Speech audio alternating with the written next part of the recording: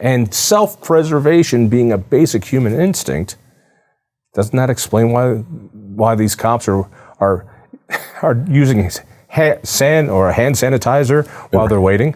Well, what's the opposite of fear? Let me ask you the question. What's the opposite of fear? I would say courage. No, that's what we do in spite of fear. The real opposite of fear is love. If you think about it, it's absolutely love. And this is from the Greeks, and the Greeks had 12 different words for what we just collectively ball together as love. Love will get you through this. If you drum up some love for those children in there, you'll go in. But you also love your own kids, and you want to get home tonight. Right. But this is happening in front of me right now. As the country is still reeling from the shooting in school in Uvalde, Texas, we're starting to get glimpses of what actually happened inside the school. And the idea that police officers were stalling or not rushing in is mind-blowing. Quinn Cunningham is an instructor with Faster. Faster is a program out of the Independence Institute that teaches school staff how to shoot back, how to stop a shooter, how to stop the bleeding. And business has been brisk for you in this. Real fast, why is Faster important? I mean, people, when they think of armed school staff, you're going to force a teacher to carry a gun? That's insane. From my point of view, it is the only real workable solution to school shootings. Tell me if you agree or disagree. Well, obviously I agree. Yeah. Obviously I agree. When people say we're forcing teachers to carry guns, we are not forcing teachers to carry guns. It's a volunteer program. If someone wants to, they are vetted through their school district, they pass background checks, they get their CHB, and then they go through our comprehensive... CHB? Their concealed handgun permit. Got it. From there, they go through our comprehensive training. And if they don't make it, they don't make it. And by the way, I think it's important people know the training that school staff are given through Faster. In order to pass, you have to be more proficient with a firearm than a cop at the academy. Than a baby cop. You need to, it's 2 extra rounds are on the qualification. The qualification is 100% on the silhouette. So they're well trained. They're well trained. I always compare it to this. After 9/11, there was a lot more put on air marshals. Let's get more air marshals in the sky. But there's never enough air marshals. You can't have one on every plane. It just can't be done.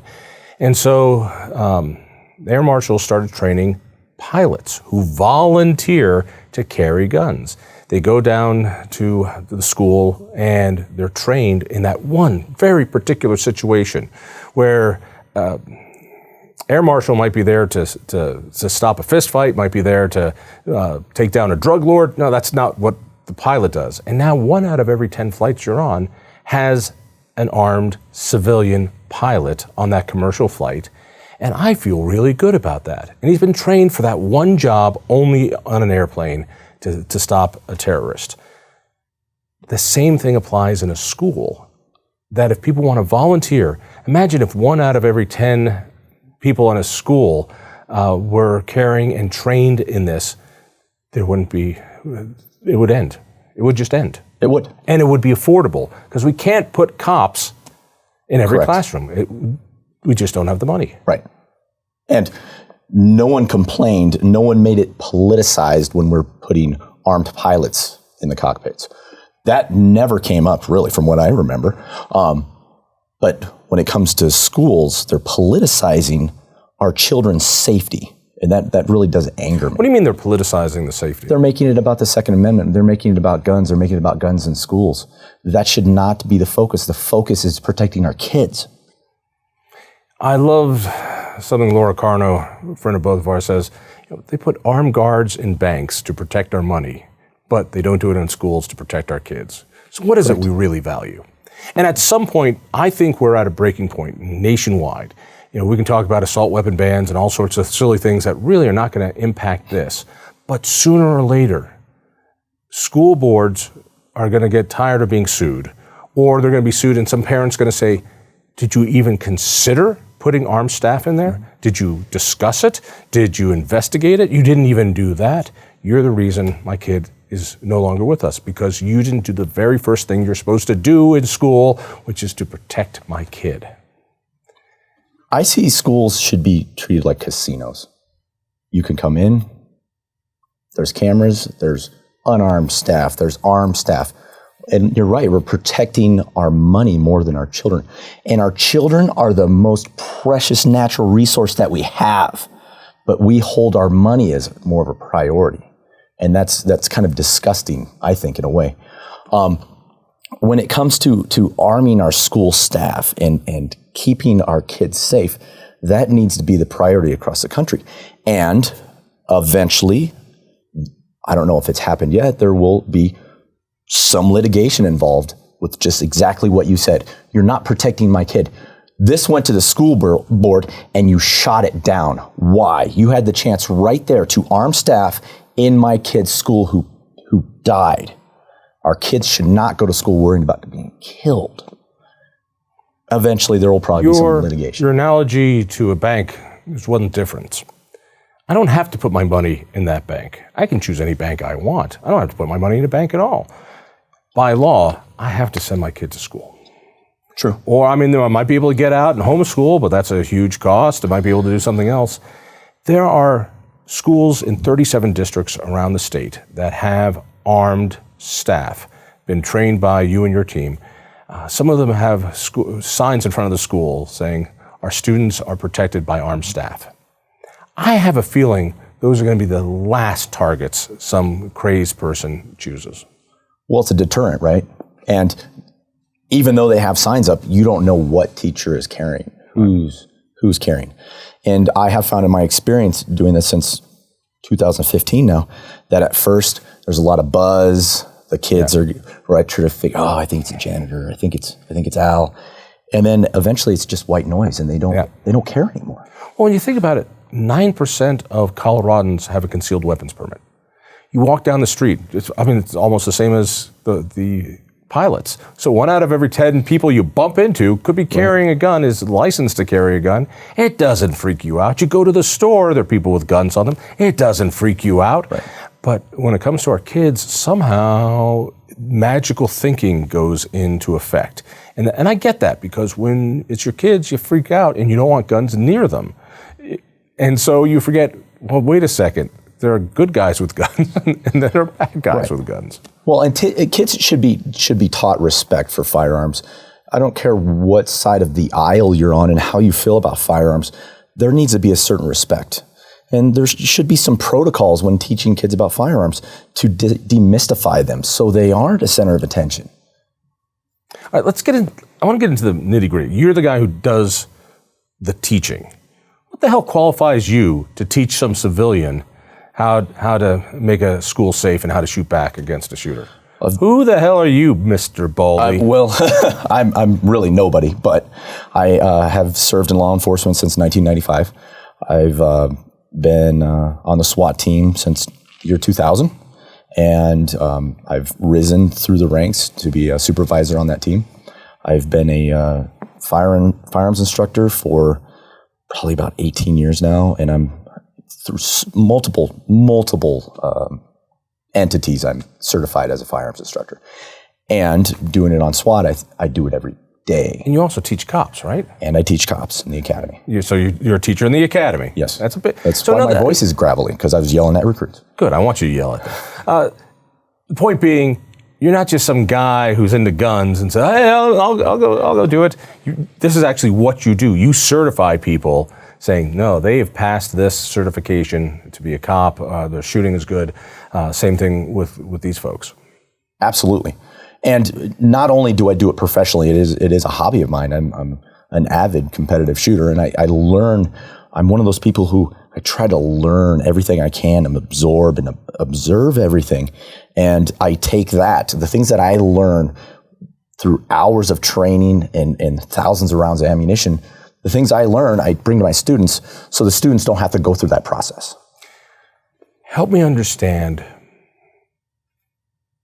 what it would be like. All right, we're talking about the videos that come in from Uvalde. It's stomach turning. It's a travesty. Right, to see law enforcement not go in.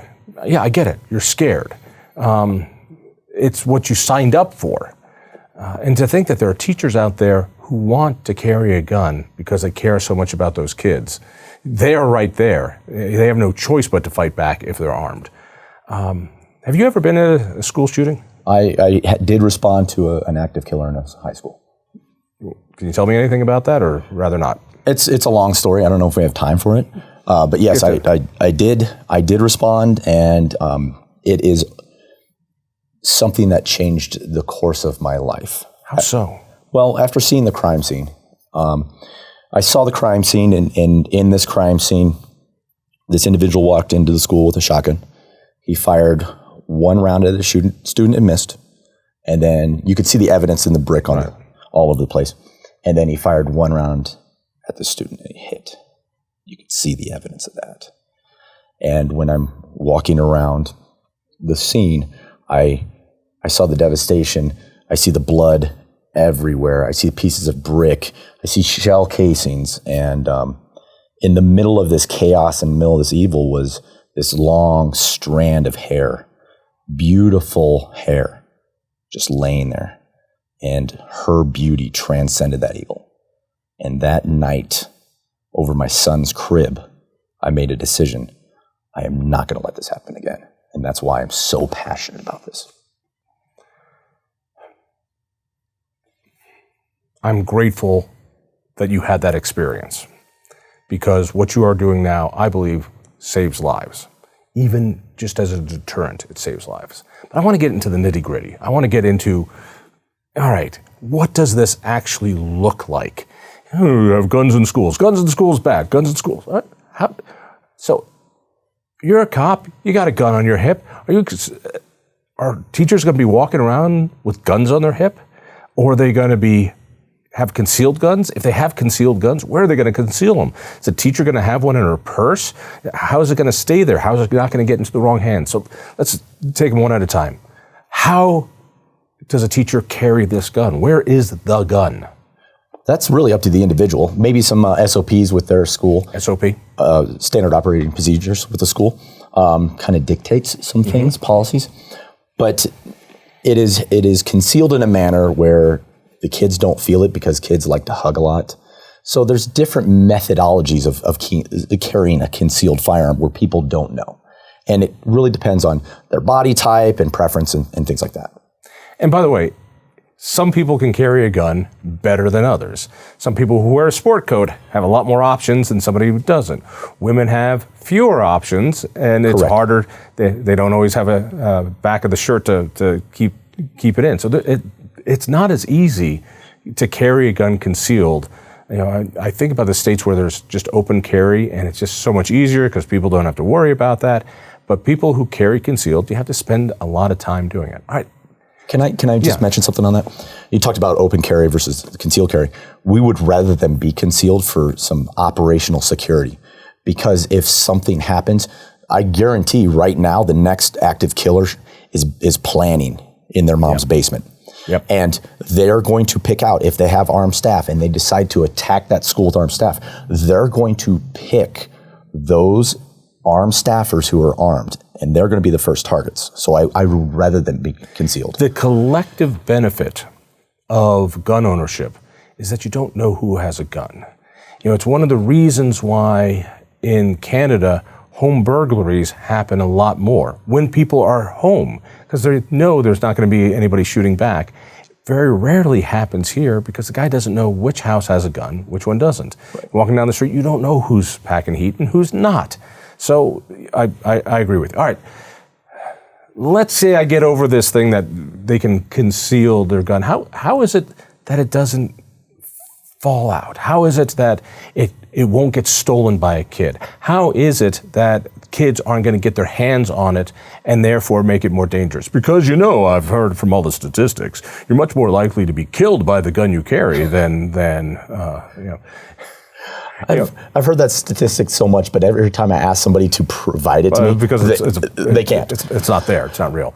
You're 10 times more likely to die from the gun you buy. Right. No, just look at the real research. And find it. But all right, I can understand a mom going, listen, I don't want my kid going to a school where there are guns lying around, or could be lying around, or they could come across them, or they're in the coach's gym bag. Sure.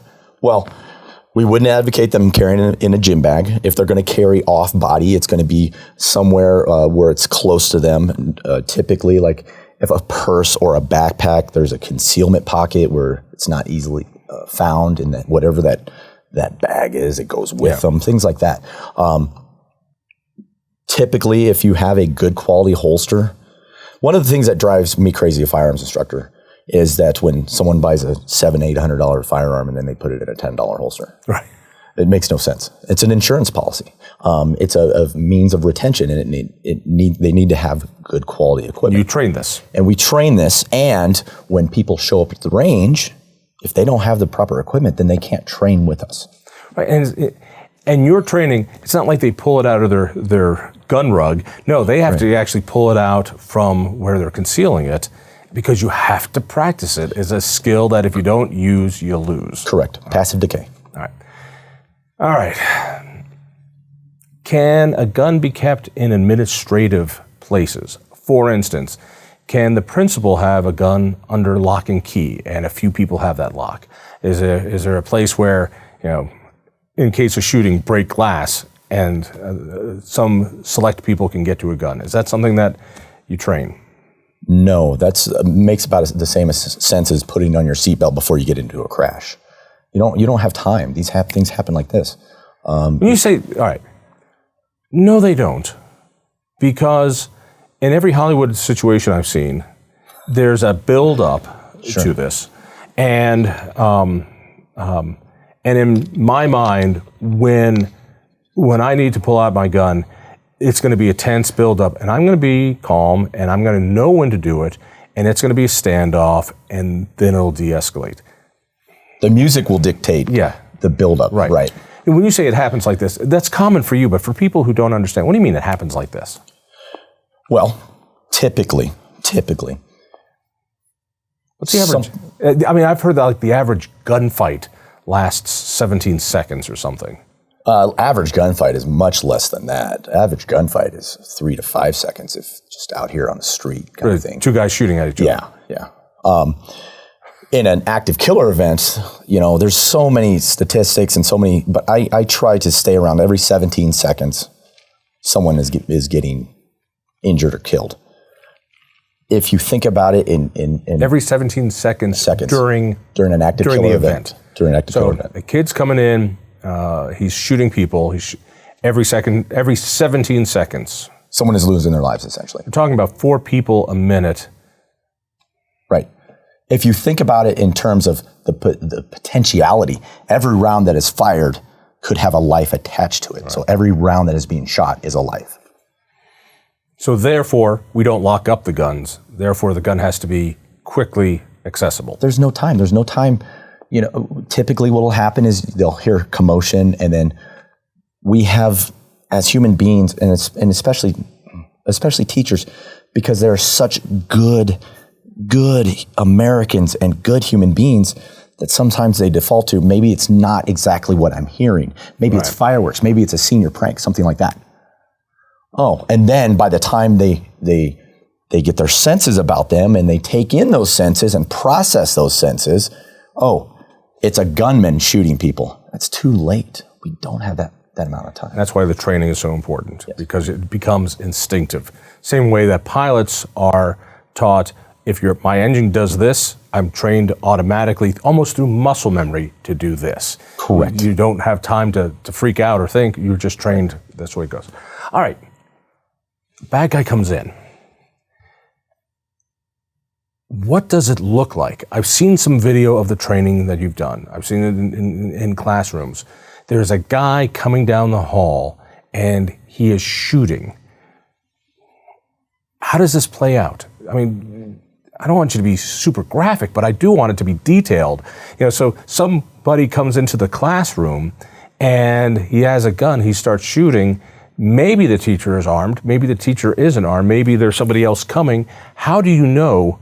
First of all, can that teacher, if she knows that kid, be able to shoot that kid? She's given her career to help kids, not to shoot them. Well, we really don't know until it actually happens, right? You don't know that. But there's stress inoculation training that we do. There's mindset training that we do. The very first class we do in Faster Level 1 is a mindset class. Very first thing I do is I have them close their eyes and I have them visualize while I guide them through an active shooter, an active killer.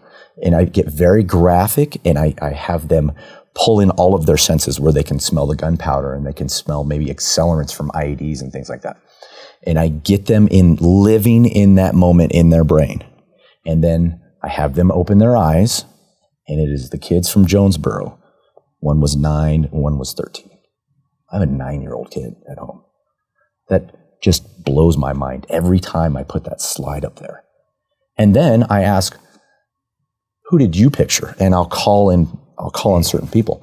And every time, every single class, one of them, at least one of them, will describe a student that they already know who they think will probably do it in their school.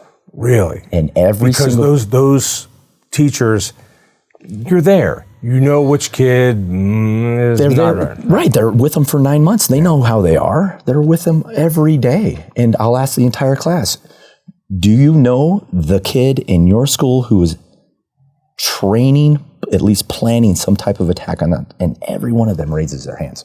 They all know who's capable of it. They don't know if and when it'll be executed. How does an armed staff member, I always say teacher, but really it's not the teacher. It could be the janitor. It could be the coach. It could be an administrator. It could be somebody working in the kitchen. I mean, these are all people who are trained. A lot of them are former military or have police experience. A lot of them are, they're willing, they want to do this. How do they know who the good guy is and who the bad guy is? In other words, I would imagine battlefield confusion has to run rampant in a situation like this. That kids are running, people are screaming. I think about the hero up in, Arvada or Westminster, who killed the bad guy, and then the police shot him, thinking he was the bad guy because he took the guy's gun or had the gun. That terrifies me. Right.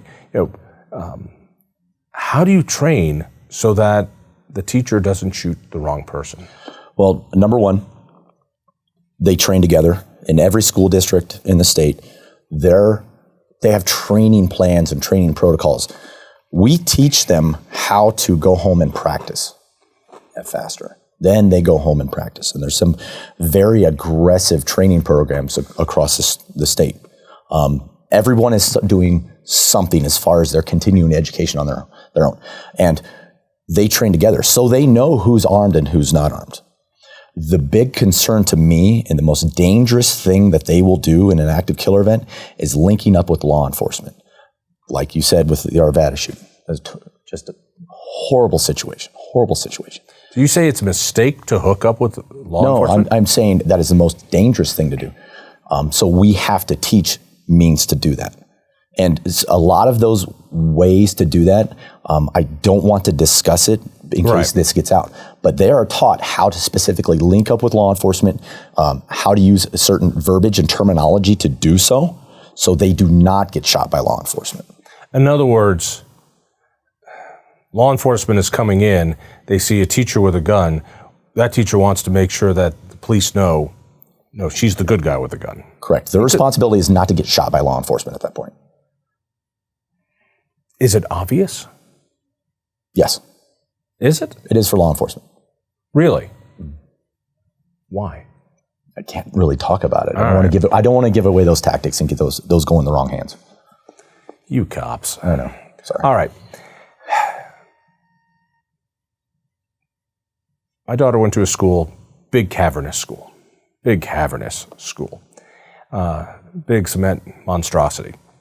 And they did a shooter drill. They had the cops there and they did all this. Not while the kids were there, but I think it was a weekend. Sure. Good. Glad to see it. This is terrific. They had the designated bad guy with a gun go and hide. They couldn't find him. Even with a vacant building, They could not find the shooter. The opportunities that a kid who knows a school has is terrifying. How do you find him, or do you think it's obvious when it happens? Well, if you don't have a stimulus, being gunfire and blood and bodies and things like that, that goes into the whole Sun Tzu thing. The kid might know the school, but the staff knows the school better than the kid. The kid knows the school better than law enforcement, which is probably why they couldn't find him. It goes all right into Sun Tzu 2,500 years ago. Who taught what? Who taught what? That lesson there. Right. I want you to say the lesson. So, Sun Tzu taught us. Okay, all right. Sun Tzu taught us that you don't wage war on terrain that you don't know. There you go. And the cops didn't know the terrain. The bad guy knew the terrain a little bit, but the school staffers, they know the terrain even better than in the same way. Another reason why armed staff have an advantage over cops who apparently don't go in, at least not in Uvalde. Correct. Thank you for raising my blood pressure. Can you understand why cops don't go in? It's not just here, but remember, I forget the school, was it in the South? I'm blanking out.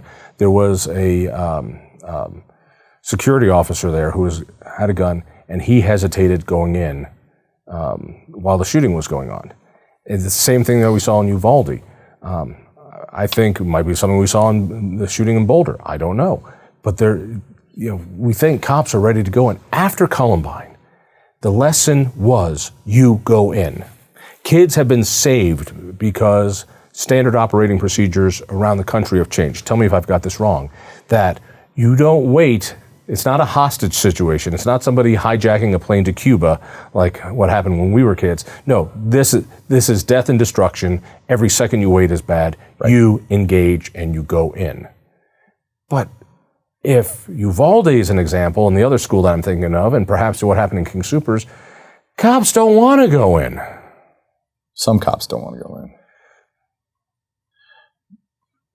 So, first of all, I'm angry at the situation in Uvalde. Angry at what? I'm angry that at 40 minutes in, looking at my notes, there was 19 cops in the hallway. And I watched the video today because it just came out yesterday. Yeah. And watching the video at 12:03, there's 19 officers in the hallway. I love those odds. There's one gunman. I love those odds. What is happening? So we operate in law enforcement under a thing called the safety priorities. The number one priority is those in immediate threat or hostages, which is what we had in Uvalde. We had a hostage situation with occasional gunfire. When the gunfire went, they should have went in.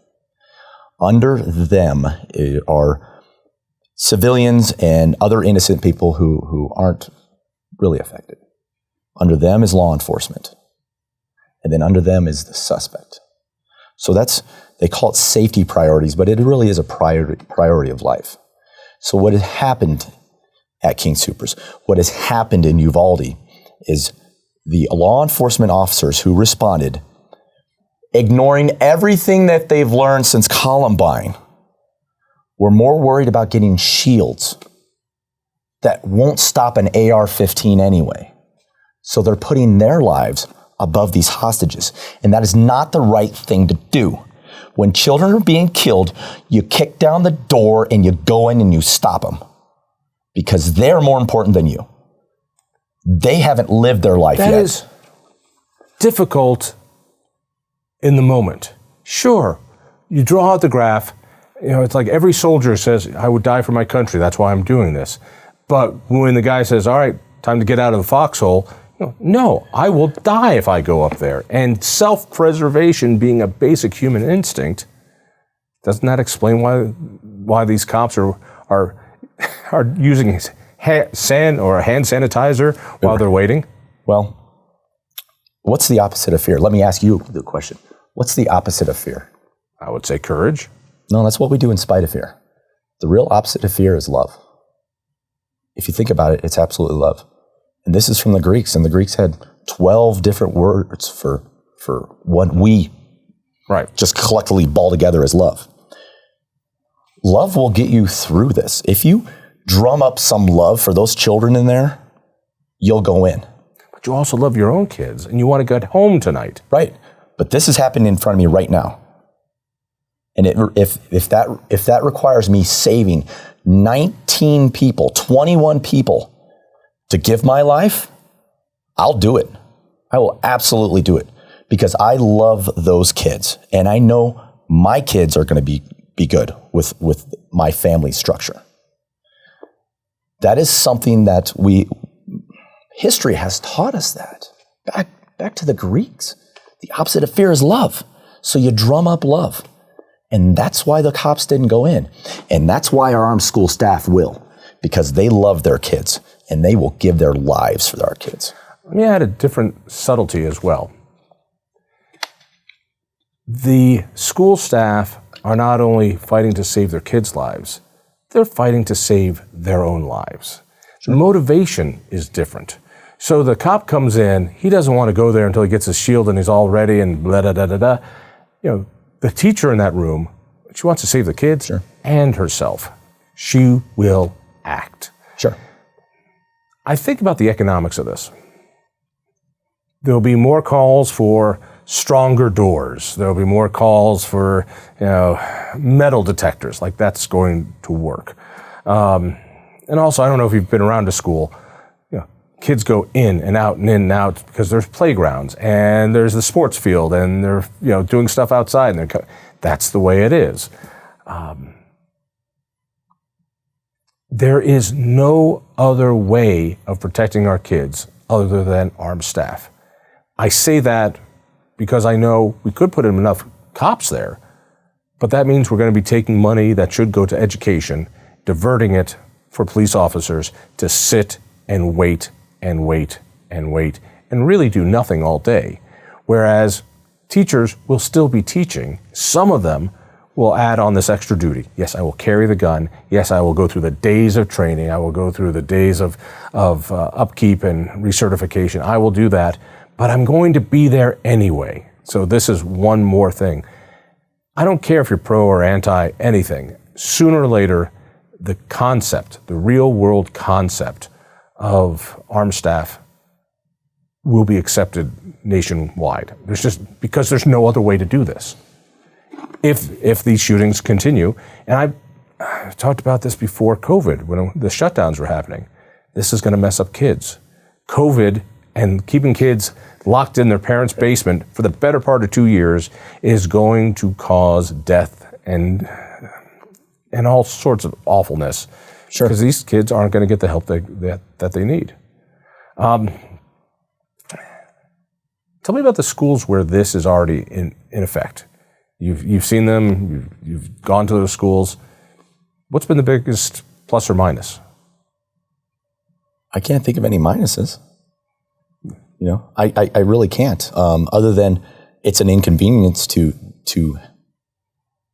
carry a gun every day and have this responsibility on you. I mean, that's a personal decision, and it is an inconvenience, but that's what they've chosen to do. So are you telling me you haven't heard of any stories of the gun being used in a crime, a teacher or a staff member going crazy with it, or it being stolen, or a kid being hurt by it? I have not. FASTER has been around now for 6 years in Colorado doing these trainings. There's a lot of experience now. We have a wealth of data points. Sure. No, we have had nothing like that. Nothing that I was advised of. And if I have some statistics from Riley Bowman at concealedcarry.com. In 2018, there was 33 incidents of active killers where there was someone who was carrying a concealed firearm or an armed citizen. Right. Of those 33, and 78% of those, they stopped them. 18% of them, they saved lives doing some other life-saving activity. 6%, they did nothing. Those are data points if you want to talk about data points. And no one has ever been hurt.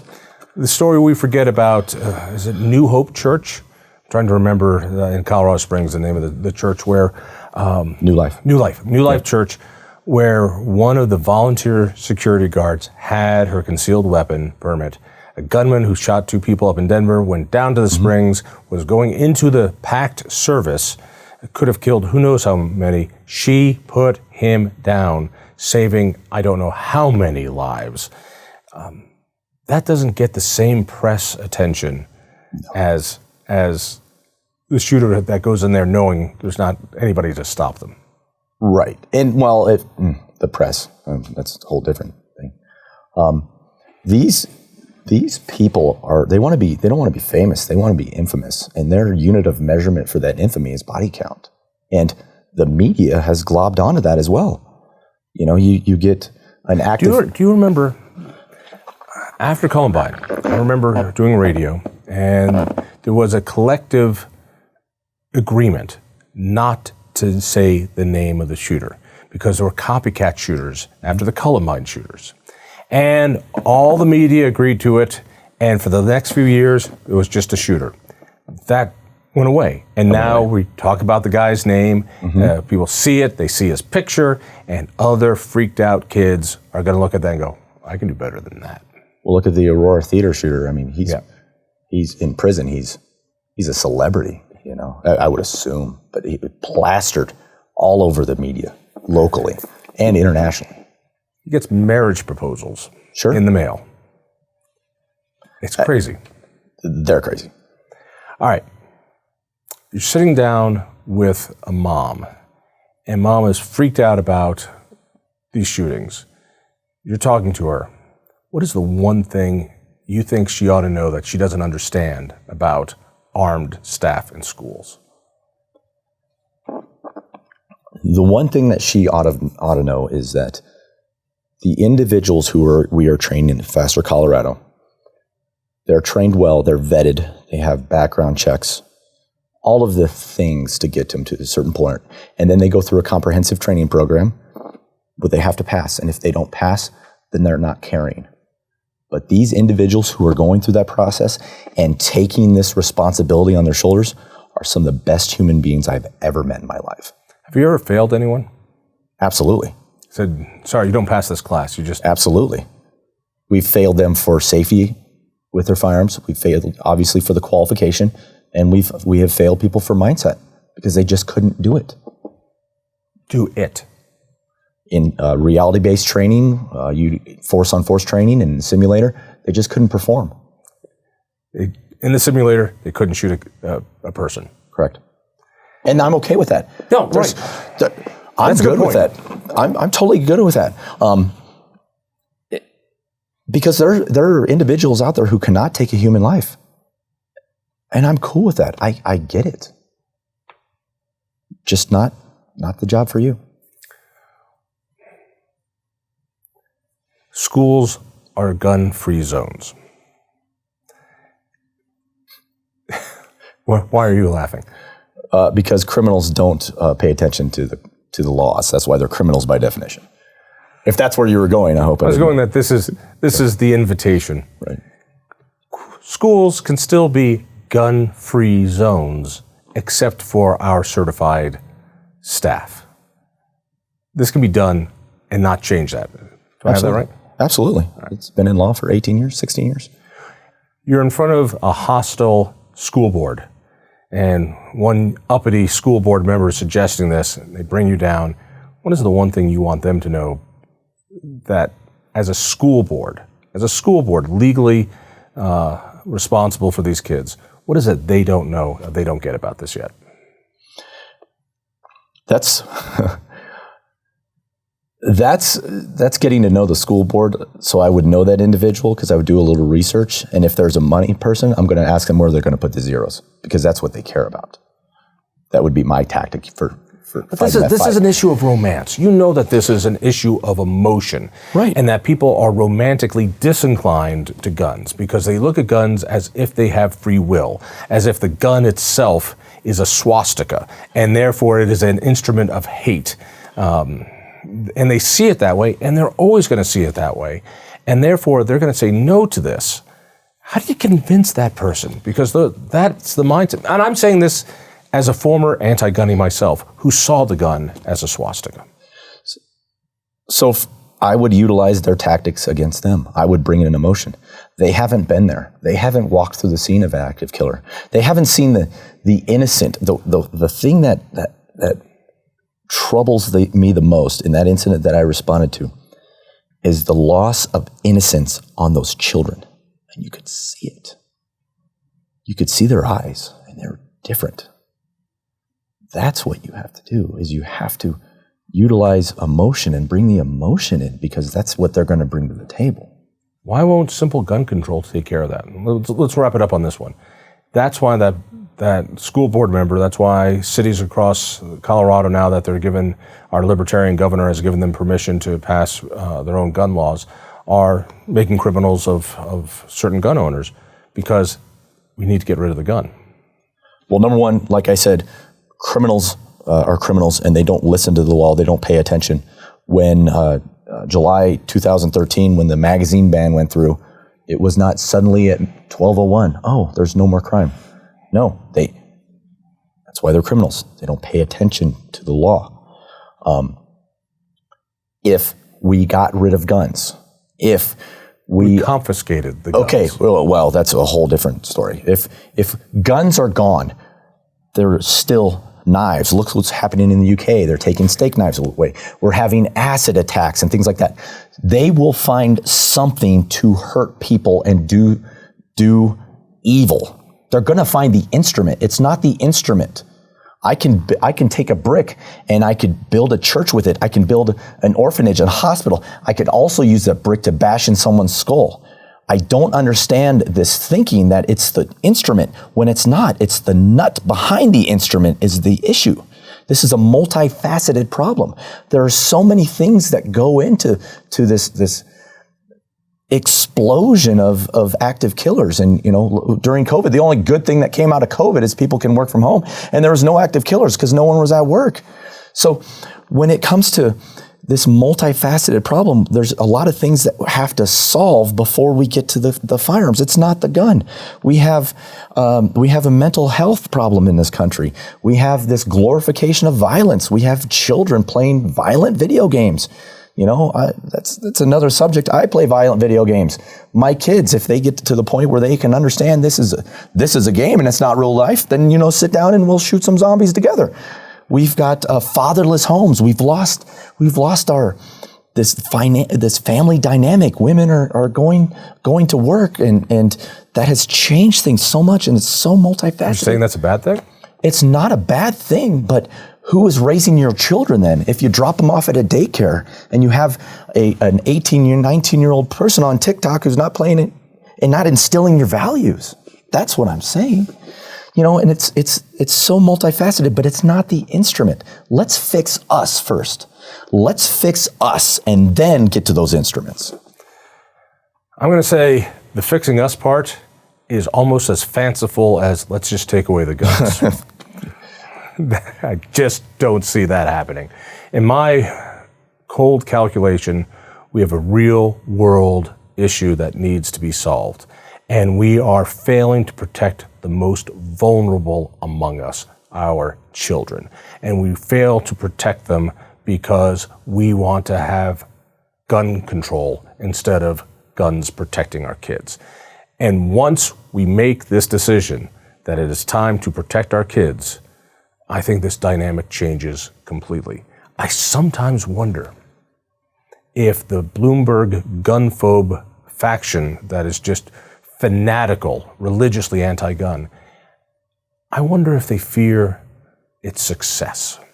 I wonder if they fear that if armed teachers are there and it deters school shootings, or, God forbid, stops a school shooter, that it shows the normalization of guns in culture, that good people carry guns and do good things with them, that is such an existential threat to gun phobes that they're willing to sacrifice our children in order to keep that narrative from being told. They would rather protect their ego because if they're wrong than our children. I had one guy say about gun control, people want to feel safe, but people don't want to be safe. And that's what Faster, I think, is all about. Faster is all about being safe.